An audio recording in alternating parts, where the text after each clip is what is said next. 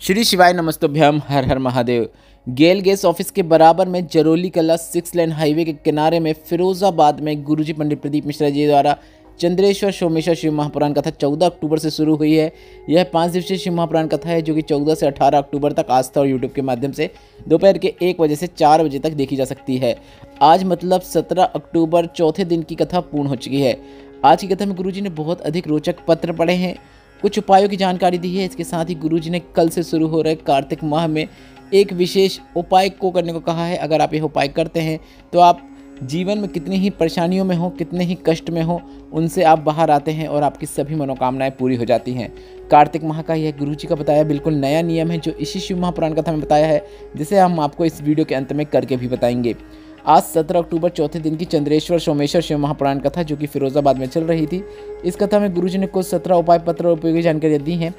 सभी की जानकारी हम आपको इस वीडियो के माध्यम से देंगे। अगर किन्हीं कारणवश आपने आज की कथा नहीं सुन पाई है तो पूरी कथा का रास्ता तो आपको इस छोटे से वीडियो से प्राप्त होने वाला है। कल के वीडियो में हमने आपसे एक प्रश्न पूछा था कि गणेश जी की पुत्री कौन है, तो इसका सही उत्तर है संतोषी माता। और आज के वीडियो का प्रश्न इस प्रकार है जो आपकी स्क्रीन में भी दिख रहा है, शनिदेव के पिता कौन है? आपके ऑप्शन है सूर्यदेव और बृहस्पति। अगर आपको इस प्रश्न का उत्तर पता है तो आप अभी कमेंट बॉक्स में वह उत्तर टाइप कर सकते हैं या इस वीडियो को देखने के बाद भी आप टाइप कर सकते हैं। बढ़ते हैं आज की कथा की पहली विशेष जानकारी की ओर। कथा शुरू होते ही गुरुजी ने कहा, शिव महापुराण कथा में महादेव को महादानी कहा गया है। दानी ने दान कर दिया और दान करके वह भूल गया। महादानी वो होता है जो दान करने के बाद साथ नहीं छोड़ता है, जीवन भर उसका साथ देता है। इसके साथ ही गुरुजी ने जानकारी दी कि शंकर भगवान के साथ घर के माता पिता और बुजुर्गों को भी महादानी कहा जाता है। बढ़ते हैं आज की कथा की दूसरी विशेष जानकारी की ओर। गुरुजी ने कहा, बच्चों को कार दिलाएंगे तो वे बेच कर खा जाएंगे, और अगर अपने बच्चों को आप संस्कार देंगे तो वे कारों की लाइन लगा देंगे। बढ़ते हैं आज की कथा की तीसरी विशेष जानकारी की ओर। गुरुजी ने कहा, लिफ्ट, सीढ़ी और पैर, आप किसके भरोसे रहना पसंद करेंगे? तो आप पैर के भरोसे रहना चाहेंगे। पैर साथ देंगे तो आप कितनी ही दूर जा सकते हैं, सीढ़ी भी चढ़ सकते हैं, कितना ही आगे पहुंच सकते हैं। बढ़ते हैं आज की कथा की चौथी विशेष जानकारी की ओर। अमोद जी पत्र लिख रहा है, जिसमें लिखा, बाबा की कृपा का क्या वर्णन करूं। मेरा बेटा बीटेक कॉलेज में हमेशा टॉप करता था। 2023 तक उसने प्रयास किया, कई वर्षों में उसकी नौकरी नहीं लगी, वह हार गया। फिर मैंने कहा, सिहोर वाले महाराज कहते हैं 4 गुना अधिक मेहनत करो, शंकर भगवान पर भी विश्वास रखो, और आज मेरा बेटा रेलवे में इंजीनियर के पद में चयनित हो गया है। उसी का आभार व्यक्त करने हम कथा पंडाल में आए हैं। बढ़ते हैं आज की कथा की पांचवी विशेष जानकारी की ओर। गुरुजी ने कहा, लोग रतन टाटा जी को इतना सम्मान क्यों करते हैं?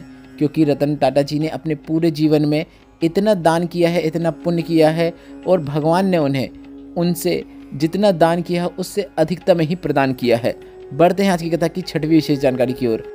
आयु जी पत्र लिख रहा है, जिसमें लिखा, मेरे पिताजी को पिछले 10 वर्षों से चर्म रोग हो गया था। उनके हाथ पांव से गंदा पानी निकलता रहता था। पड़ोस के लोग भी उनके साथ बैठना पसंद नहीं करते थे। डॉक्टर ने सभी से दूर रहने को भी कह दिया था। हम आधार कार्ड निकलवाने के लिए आधार कार्ड की शॉप में गए। वहीं पे आधार कार्ड बनाने वाले भैया ने हमें सिहोर वाले महाराज की कथा सुनने को कहा। हमने उनके कहने पर आपकी कथा सुनना शुरू किया। पहले हम आपको नहीं जानते थे। शिवलिंग पर जल चढ़ाकर, बेलपत्र चढ़ाकर उसका आचमन पिताजी को कराना शुरू किया। 3 माह में ही मेरे पिताजी ठीक हो गए हैं। उसी का आभार व्यक्त करने हम कथा पंडाल में आए हैं। बढ़ते हैं आज की कथा की 7वीं विशेष जानकारी की ओर। गुरुजी ने कहा, शिव महापुराण कथा सबसे अलग है। दुनिया के लोग कथा करते हैं तो वे आपको स्वयं से जोड़ने का प्रयास करते हैं, पर शिव महापुराण कथा सभी को शंकर से जोड़ने का कार्य करती है। बढ़ते हैं आज की कथा की 8वीं विशेष जानकारी की ओर। गुरुजी ने कहा, एक महिला ने पत्र के माध्यम से हमें बताया कि गुरुजी, आपने दरवाजे में श्री शिवाय नमस्तुभ्यम लिखने को कहा था। हमने लिखा, मात्र 15 दिन में ही हमारे कोर्ट में चल रहा केस का निर्णय आ गया है। उसी का आभार व्यक्त करना चाहते हैं। बढ़ते हैं आज की कथा की 9वीं विशेष जानकारी की ओर। गुरुजी ने कहा, बच्चे को पढ़ाई करने के लिए बोलते हो, बच्चे को स्कूल जाने के लिए बोलते हो, तो आपको बच्चे को घर के गमले की मिट्टी का उपयोग करते हुए पार्थिव शिवलिंग का निर्माण करने को भी बोलना है। ऐसा करने से उनकी आयु प्रबल होती है। बढ़ते हैं आज की कथा की 10वीं विशेष जानकारी की ओर। गुरुजी ने कहा, तुम्हारे घर के अंदर बगीचा ना हो तो चलेगा, पर अगर आपके घर में गमला है जिसमें मिट्टी भरी हुई है तो आपको उसी गमले की मिट्टी का उपयोग करते हुए महीने में 1 बार पार्थिव शिवलिंग बनाकर उसका पूजन अर्चन ना कर सको तो थोड़ा सा ही जल, जितना थोड़ा सा भी चढ़ाएंगे तो भी पर्याप्त है, थोड़ा सा भी जल आप उस पार्थिव शिवलिंग पे अर्पित अवश्य करें। इसके बाद उसे उसी गमले में पानी डालकर विसर्जन कर दें, पानी डालकर ठंडा कर दें। शिवलिंग आपने बनाई है तो आपकी आयु और आय बढ़ाने का वह कार्य करती है। गुरुजी का बताया यह विशेष उपाय अगर आप प्रत्येक माह में आने वाली मासिक शिवरात्रि में करेंगे तो उसका आपको जो लाभ है 4 गुना अधिक ही मिलने वाला है। आपकी आय भी बढ़ेगी, आपकी आयु भी बढ़ेगी। बढ़ते हैं आज की कथा की 11वीं विशेष जानकारी की ओर। प्रतिभा जी पत्र लेकर आई जिसमें लिखा 23/9/2018 को मेरी पुत्री का जन्म हुआ। वह जन्म से ही शारीरिक रूप से विकलांग है, उसके शरीर का विकास नहीं हुआ। डॉक्टर ने भी कहा यह जीवन भर ऐसे ही रहने वाली है, न चलेगी, न सुनेगी, न बोलेगी, हमेशा पलंग पर पड़ी रहेगी। डॉक्टर ने कहा अब इसका और कुछ नहीं किया जा सकता। बेटी को जन्म लिए कई वर्ष निकल गए। इस बीच मेरे पति का एक्सीडेंट हुआ और पति भी शांत हो गए। ससुराल वालों ने पति के जाने पर, बेटी के विकलांग होने पर मुझे ही दोषी देते हुए मुझे ही लांछन लगा के मुझे घर से निकाल दिया। मैं मायके आ गई। बेटी को सभी जगह डॉक्टर को दिखाया पर कहीं से कोई लाभ नहीं हुआ। समय निकला 2021 आया। मेरी माँ ने किसी के कहने पर आपकी कथा सुनना शुरू किया। मेरी माँ ने कहा सावन का महीना आएगा, शिवरात्रि में गुरुजी पूजन अर्चन करवाएंगे, वह अपन करेंगे। बेलपत्र चढ़ाकर उसे पीस कर बेटी को खिला देते। हमने ऐसा ही किया। पार्थिव शिवलिंग का पूजन अर्चन किया। 2023 में मैनपुरी की कथा पंडाल में सुनी। कथा सुनने के 2.5 महीने के बाद पहली बार मेरी बेटी स्वयं से खड़ी होकर आड़ी टेढ़ी चलकर मेरे पास आई। हम आवाज़ देते सुनकर हमारे पास आने लगी। अब उसकी 80% आवाज़ आ गई है। उसी का आभार व्यक्त करने हम कथा पंडाल में आए हैं। बढ़ते हैं आज की कथा की 12वीं विशेष जानकारी की ओर। ऋषभ जी पत्र लेकर आए जिसमें लिखा मेरे बड़े भाई को ब्लड कैंसर हो गया था। इसके बाद रिपोर्ट आने पर हमें बीमारी का पता चला था।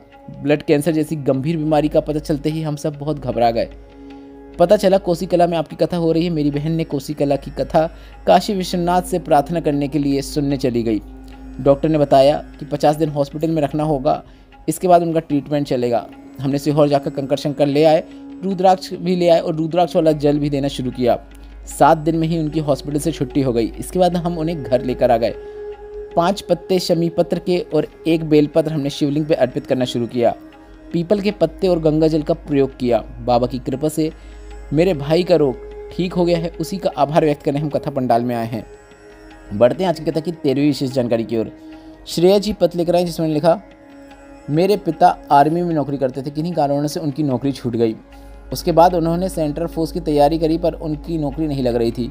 उनकी 45 वर्ष की आयु थी, वे हारने लगे थे। मैंने कहा सीहोर वाले महाराज कहते हैं 4 गुना अधिक मेहनत करो और शंकर भगवान पर विश्वास रखते हुए एग्ज़ाम दो, सफलता जरूर मिलेगी। पिताजी ने शंकर भगवान पर विश्वास रखते हुए शिवलिंग पर जल चढ़ाना शुरू किया, अधिकता में परिश्रम किया। आज मेरे पिताजी BSF में SI के पद में चयनित हो गए हैं। उसी का आभार व्यक्त करने हम कथा पंडाल में आए हैं। बढ़ते हैं आज की कथा की 14वीं विशेष जानकारी की ओर। गुरुजी ने कहा समुद्र जैसे बनो। अगर कोई आपको गाली देता है तो उसे किनारे लगा दो, अच्छी बात कहे तो उसे अपने अंदर ग्रहण कर लो, अंदर संभालो। बढ़ते हैं आज की कथा की 15वीं विशेष जानकारी की ओर। गुरुजी ने कहा दवाई शरीर पर असर ना करे तो दवाई जो डॉक्टर ने लिखी है उसे खाते समय, खाने से पहले आपको कुंदकेश्वर महादेव का नाम स्मरण करना है। इसके बाद उस दवाई का आपको आचमन करना है, मतलब दवाई खाना है, आपको आराम जरूर लगेगा। बढ़ते हैं आज की कथा की 16वीं जानकारी की ओर। आज गुरुजी ने बताया कि 18 अक्टूबर को यह शिव महापुराण कथा पूर्ण हो जाएगी। इसके बाद 4 नवंबर से अगली शिव महापुराण कथा शुरू होगी।